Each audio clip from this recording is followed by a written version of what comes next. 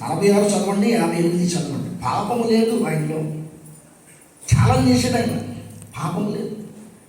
అబ్రాహాము కన్నా ముందున్న వాడు అన్నాడు యేసు ప్రభు. హల్లెలూయా చెప్పండి. ఆయన దేవుడు నీకోసం నా కోసం భూమి మీద దిగొచ్చు. నా పుట్టినోడు పుట్టాడు కదా, దేవుడు స్తోత్రం చెప్పండి. అలా మరి జబ్బు పోయింది. మరి అల్ప విశ్వాసం కదా. నా మటుకు నేను మామూలుగా తిరుగుతున్నాను. విశాఖ డిస్టిక్కి అఖిల భారత యాదవ మహాసభకి డిస్టిక్ వైస్ ప్రెసిడెంట్ చేశారు. బీసీ హక్కులు సాధన సంస్థకి 103 క్యాస్ట్కి ప్రెసిడెంట్ చేశారు. రాజకీయంగా నేను మా పూర్వీకుల నుంచి మాకు కాంగ్రెస్ అండి, తర్వాత బీజేపీలో తిరిగాను, టీడీపీలో తిరిగాను. నాకు ఏంటంటే అందరూ సమానమే. ఇప్పుడు బ్రదర్స్ మంచి మాటలు మాట్లాడారు. బ్రదర్స్ అందరూ ఒకటే, అందరూ సమానం, అందరినీ ప్రేమించేవాడు. అలా నేను పొలిటికల్లో అందరికీ సపోర్ట్ చేసేవాడిని, అందరికి గెలిచేవాడు.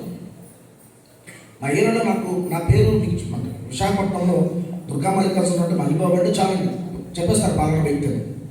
అలా రాజకీయంగా బాగా పేరు ప్రతిష్ఠ వచ్చేది. దీనికి ముందు నేను వస్తాను అక్కడికి.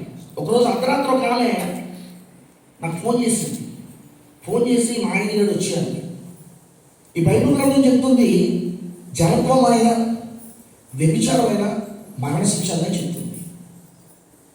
నేను మాట్లాడేది లైవ్లో చూసిన ఎవరైనా సరే, నీ భార్య నీకు అందంగా కనిపిస్తే ఆమెనే ప్రేమించు, నీ భర్త అందంగా కనిపిస్తే ఆమెనే ప్రేమించు. భార్యకు కానీ భర్తకు కానీ అన్యాయం చేస్తే ఎవరో చూడలేదు అనుకోవచ్చు, దేవుడు చూస్తున్నాడండి.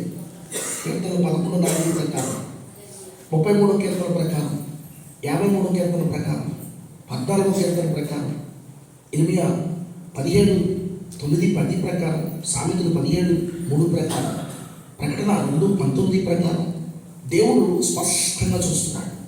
ఏప్రిల్ 4:13 ప్రకారం అందరినీ చూస్తున్నాడు. ఎందుకంటే లెక్కడున్నాడు. నీ భార్యకు అన్యాయం చేసేవరా, నీ భర్తను అన్యాయం చేసేవరా, వాళ్ళు కొన్ని అన్యాయం చూసుకొని బతుకున్నారా? 7 శ్లోకాలతో చచ్చిపోయారు. హైదరాబాద్లో చిన్న పిల్లలు 7 శ్లోకాలతో ఉన్నాయి, బిల్డింగ్ ఉన్నాయి హైదరాబాద్. నేనేం చేశానంటే భయంకరమైన పాపంలో లోకంలో పడిపోయాను.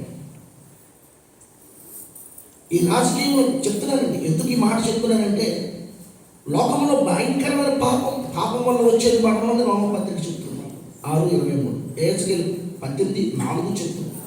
అందరూ నా విషయంలో ఉన్నారు, పాపం చేసిన వాడికి మాత్రమే పరామర్శించారు. అయితే ఎప్పుడైతే నేను వెళ్ళి ఆ లాయన్ ఏడన్నాడో ఫుల్ బాటిల్ కొట్టాను, కొంచెం మంది తక్కువ నా పనులన్నీ చేసుకుని ఇట్లుండి 90 ఫాస్ట్ వెళ్ళానండి. విశాఖపట్నంలో మధురవాడ ప్రాంతానికి వెళ్ళాను. ఇట్లుండి 90 అట్లుండి 45లో వస్తాను. నాతో పాటు ఒక అబ్బాయిని తీసుకెళ్ళాను. కుక్క అడ్డు వచ్చింది. కుక్క ఎప్పుడైతే అడ్డు వచ్చిందో ఆ కుక్క ఏమైందంటే ఇంజిన్కినా మటకరికి మధ్యన ఉండిపోయింది.